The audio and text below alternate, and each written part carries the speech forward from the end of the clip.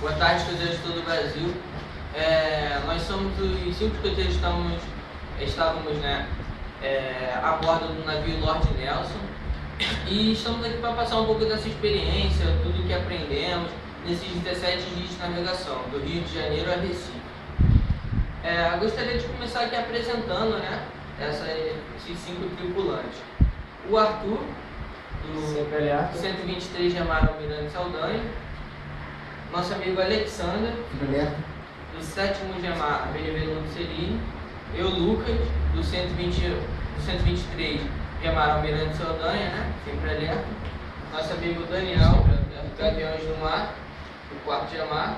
E o nosso amigo Adrian aqui, do 123 Yamar Almirante Saldanha também. Vamos começar aqui com o nosso amigo Adrian, Vai falar um pouco para vocês da cultura, do que ele aprendeu, qual é essa diferença, esse intercâmbio que fizemos esses 17 dias. Fizemos um intercâmbio mesmo. Nós passamos bastante tempo a bordo, assim. O navio é inglês, a maior parte dos tripulantes são ingleses também, mas tinha uma integração mundial e tal. Tinha norueguês, brasileiro, uruguai, polonês, vários países, assim, uma integração social que nós fizemos. Assim, a cultura inglesa é uma cultura bastante interessante, assim. Eles são muito pontual, são todos certinhos, não fazem nada de errado, assim, são assim, muito certos, tal. A alimentação deles, essa é a base alimentar deles, são as batatas. Então todo almoço, jantar tinha batata. Batata coberta com legume, alguma carne sempre fria. Os temperos, eles usam pouco tempero. E foi isso. Foi um intercâmbio que nós fizemos por 15 dias. Passar aqui então agora a palavra para o nosso amigo Daniel, que vai falar um pouco dessa experiência, de como é que é subir ao mastro, esse trabalho com as velas e toda essa parte de velejar.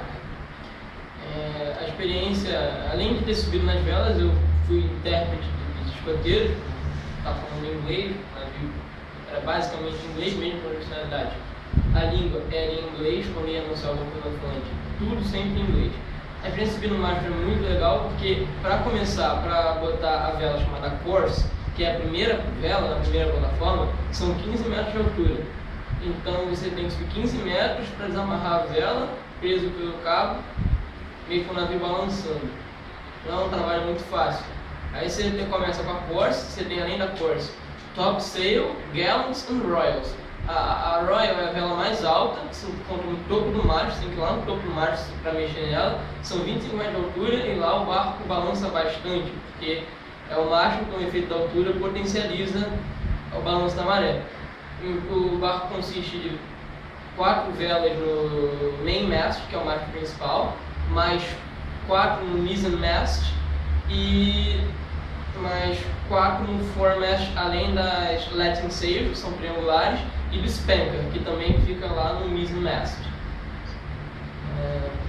Me diga uma coisa, Daniel, sobre a questão da língua, atrapalhava todo esse trabalho? Como era feito os sinais? Como era feito todo esse procedimento?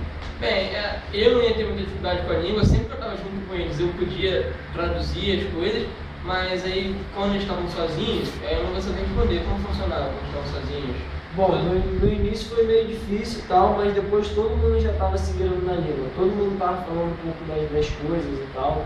Não foi tão difícil assim, o que matou mesmo foi os primeiros 5 dias, 6 dias, vamos dizer até os 4 dias assim, tava meio difícil, mas depois a gente já conseguia falar o que a gente queria. Até mesmo porque todos nós já tínhamos uma noção, basicamente, do inglês, A única diferença é que eles utilizam o inglês britânico, então tem algumas palavras que ainda tivemos algumas dificuldades para entender, mas não foi empecilho nenhum. Durante a viagem foi se desenrolando naturalmente, todo mundo conseguiu se socializar e interar com perfeição.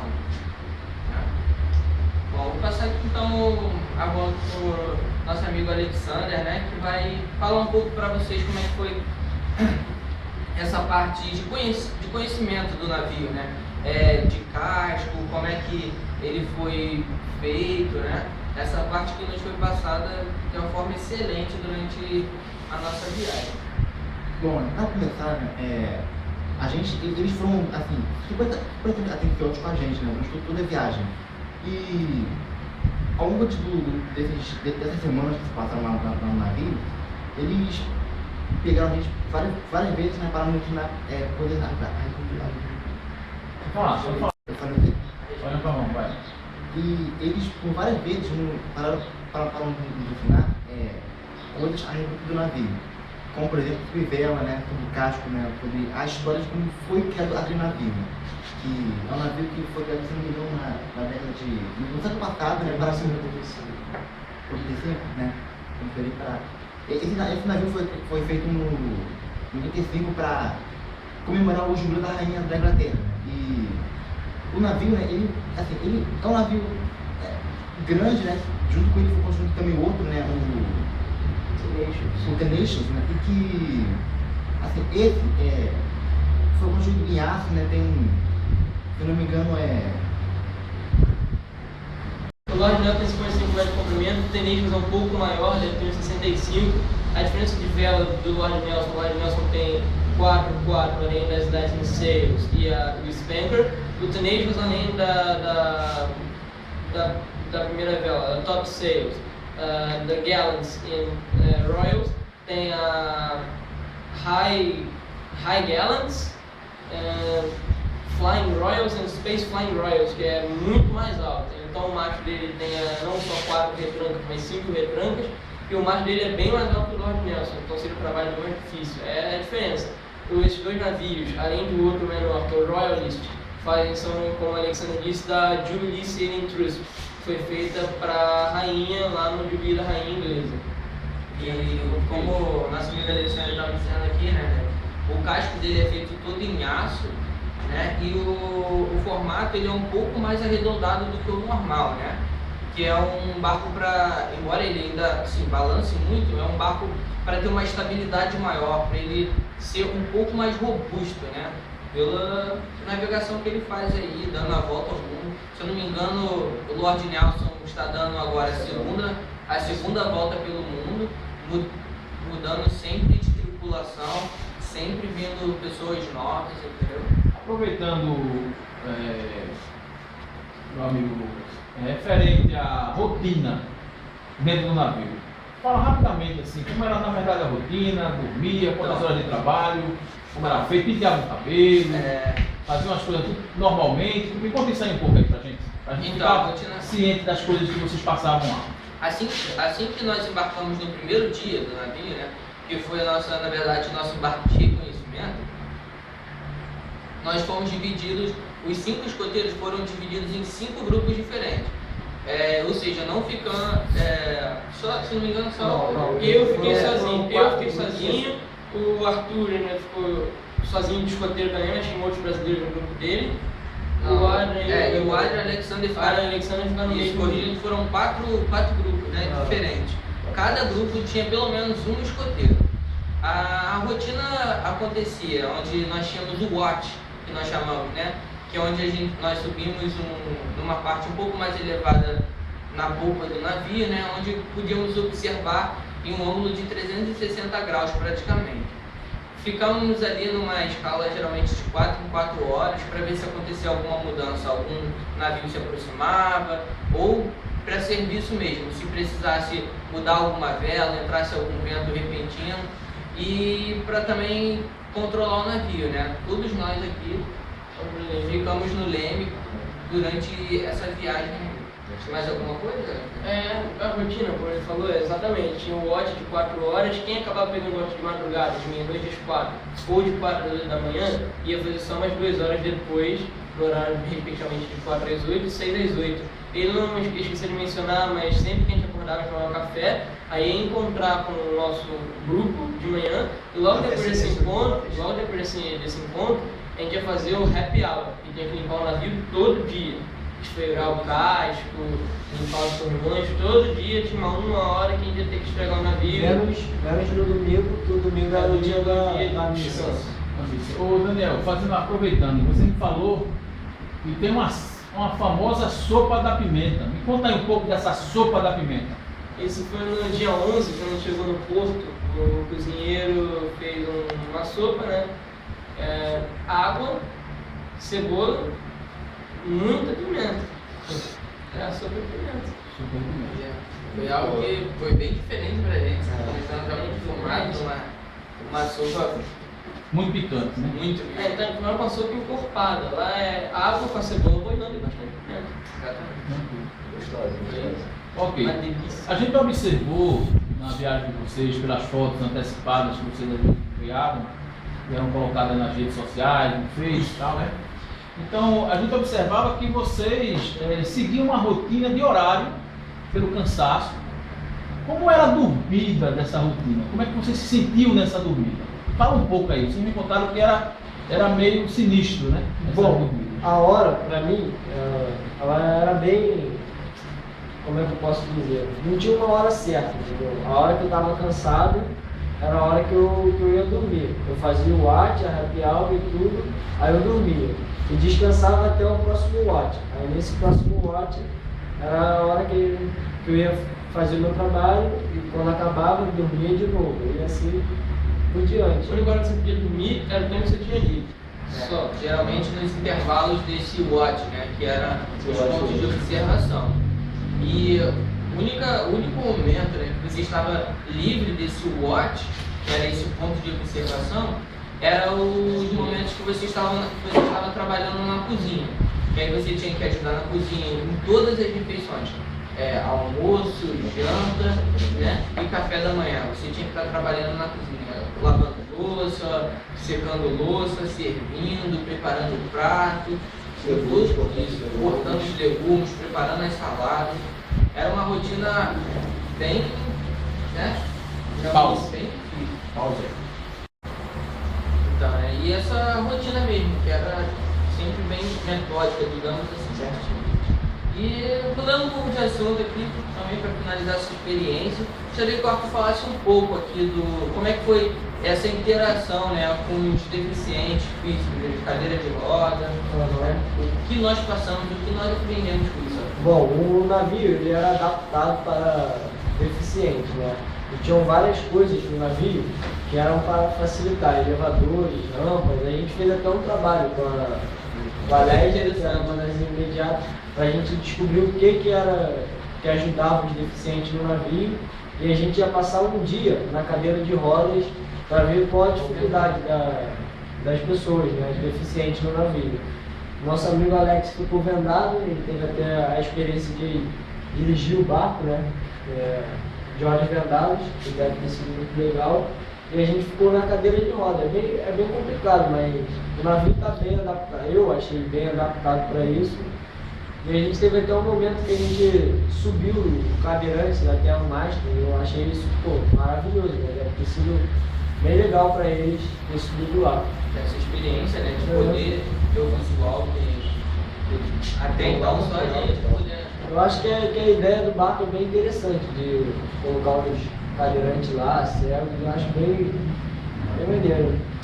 Bom, e para concluir esse vídeo, gostaria de agradecer, né, todos os escoteiros de Pernambuco, o trabalho que eles tiveram para conseguir com que nós atracássemos aqui, né, toda a parte de trâmite, a dificuldade por essa data meio conturbada, né, por causa da Copa, vários navios chegando, dificuldades assim, né? E a receptividade que tiveram com a gente, né, o carinho em nos receber, em estar ali sempre preparado para ajudar e, né, de braços abertos, foi realmente excelente.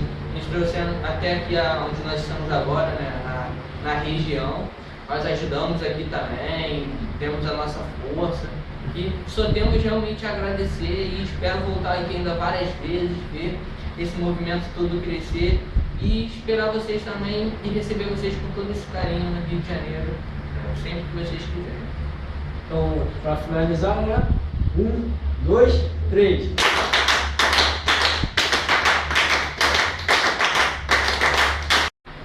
Bem, pessoal, nós agradecemos, o Escoteiro de Pernambuco agradece a participação de vocês aqui, a passagem de vocês aqui na nossa região, deixaram uma marca de trabalho, de dedicação, ações escoteiras que vão ficar na história.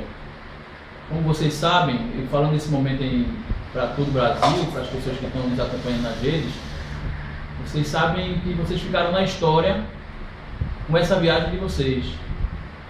Quando deram a missão para Pernambuco, organizar antecipadamente, com 15, 10 anos antecipar a viagem de vocês, nós seguimos padrões com a Marinha, a parceria da Marinha foi muito forte, e informei a imprensa e muitas coisas iam acontecer, mas infelizmente não aconteceram por questões do dia que foi conturbado da chegada. E que, como vocês sabem, no dia 11 vocês nem puderam descer do barco por ordem do capitão do barco e pelas burocracias do porto. Foi muito complicado, mesmo com a Marinha presente, vocês tiveram essa dificuldade, foram testemunhas, as pessoas acompanharam isso. Os escoteiros de Pernambuco se organizaram, um total de 30, 35 jovens, para fazer a visita ao barco, mas todo o plano foi mudado pela Polícia Federal e pela Receita Federal e a Delegacia da Marinha, por questões de segurança mesmo das crianças. E a gente entendeu isso. Agora, o que vai ficar marcado, o Adrian, o Lucas, o Tinoco, chamei de Tinoco, o Arthur e o River, é o seguinte: nós estamos comemorando 104 anos da chegada do escotismo no Brasil. Esse ano Pernambuco comemora o seu centenário. E nada mais justo de comentar isso para todos vocês, o seguinte: a honra que vocês nos deram, a honra de chegar em um navio inglês, 5 escoteiros chegando num navio inglês, quase da mesma forma que quando chegou o escotismo aqui há 104 anos pela Marinha do Brasil, trazendo da Inglaterra. Então, se a gente observar, tudo pela coincidência, possa até ser pela coincidência, mas a gente não sabe, na verdade, como tudo aconteceu em datas tão comemorativas à visita de vocês aqui. Comemorando a chegada de vocês no dia 11 de junho, dia do escoteiro do mar, não é isso? Comemorando nosso centenário e hoje comemorando os 104 anos da chegada do escotismo no Brasil. Vocês voltam para casa com a bagagem, com certeza com a saudade da família, vocês estão todos com vontade. Eu queria que vocês deixassem as últimas palavras, os sentimentos de vocês nessa viagem. Para finalizar, nós, escoteiros de Pernambuco, agradecemos essa experiência fantástica. A gente sabe muito bem que na semana de trabalho, muitas pessoas trabalhando, então foi muito difícil, mas todos acompanhando de perto, nos ligando, como é que eles estão gostando, vai conhecer isso, vai conhecer aquilo. A gente fez o que pôde, né? Mas eu digo a vocês, ficou na história da nossa região, ficou na história da UBB, ficou na história do Lord Nelson, ficou na história e na mente da vida de vocês. Só tenho a agradecer.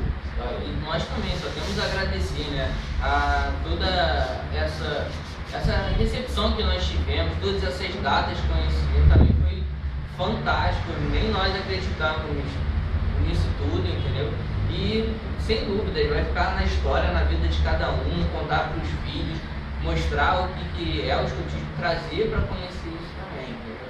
Nós também só temos a agradecer a vocês, a todos os escoteiros de Pernambuco, por ter nos dado essa oportunidade de estar aqui, entendeu? Nessa data também, e comemorando o centenário, todas as datas aqui com vocês.